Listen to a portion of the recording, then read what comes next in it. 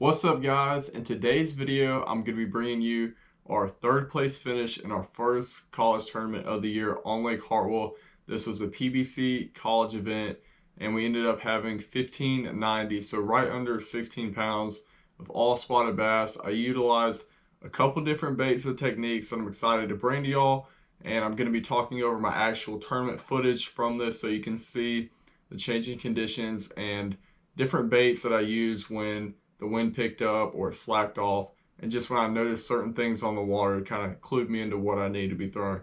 So y'all stay tuned. This one's going to be pretty interesting. I hope y'all learn a few things.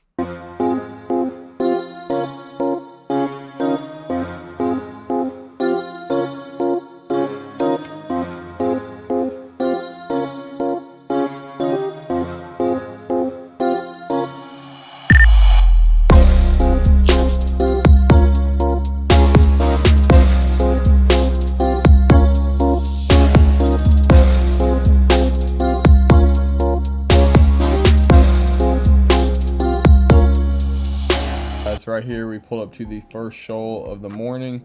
Max is throwing a fluke out there. He hooks one right next to the boat. It ended up being about 2.5 pounds. So definitely a good little momentum fish to start the day off and get us headed in the right direction. And moving into this next spot, there was a lot of wind pushing into this bank, and I opted to switch over to that Spro sashimi swimmer. And that's a bait I kind of talked to y'all about a little bit this summer. I was super excited to throw about this fall. I've had a lot more time on the water with that jointed swim bait, and it's been extremely successful for us over the past few tournaments and just out there fun fishing. Now this fish right here is about I think a little bit over 2.5 pounds, so a little bit better fish, but still not one we want to weigh in. But like I said, all that wind and disturbance on the water, it just felt right to pick up that bait. We're going to land this one pretty soon right here, and on this point there was a lot of fish over this brush pile right here, but there was also a lot of fish just roaming out on this point this morning. Right here, I hook up to another one quickly after we actually don't land this fish, and that's something you're just going to run into treble hook fishing with spotted bass or largemouth. You can't land all of them, but it's super critical to just shake it off and get your bait right back out there. And right here, that fish pops off. You can see him a little bit upset, but next cast right here, hooking to another one. Like I said, really important to just not let that kind of stuff phase you and just keep fishing, because odds are if you get your bait back out there, you can hook up in another one. That one wasn't too big. This is a couple casts after now. Max hooks up into about a 3-pounder right here. Still throwing that sashimi swimmer and really taking the most of this opportunity we have this morning.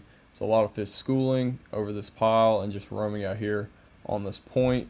So we're going to quickly get that one in there. A little bit better fish. So land that one and get that one put in the box pretty quickly. Now, as the day progresses a little bit, as you can see, the sun is out and shining pretty good. There's not, that wind kind of slicked off, so I'm opting for that chug bug, which is one of my go-to topwater baits.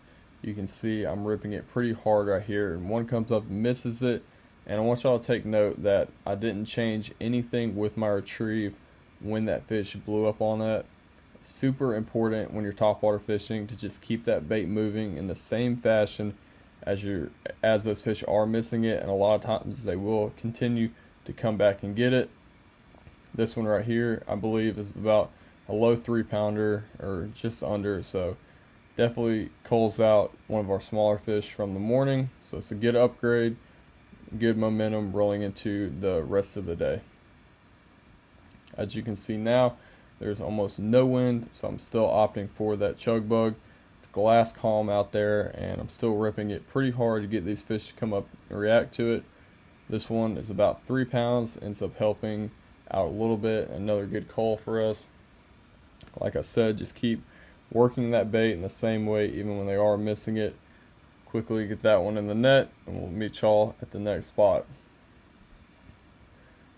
So right here, as you can see, we have a little bit more cloud cover, a little bit more wind rolling in, so I'm opting for that fluke on a spinning rod. If y'all haven't checked out my previous video from about a month ago, I go over my in-depth fluke rigging, and when I do choose one of the two methods I use throwing a fluke, this one happened to be just on that worm hook. Now this fish right here is, I think, a 397, so right at a 4-pound spot. This was almost a 2-pound upgrade for us, so this fish definitely helped. And as you can see, this fish is kind of dogging me pretty good at the boat.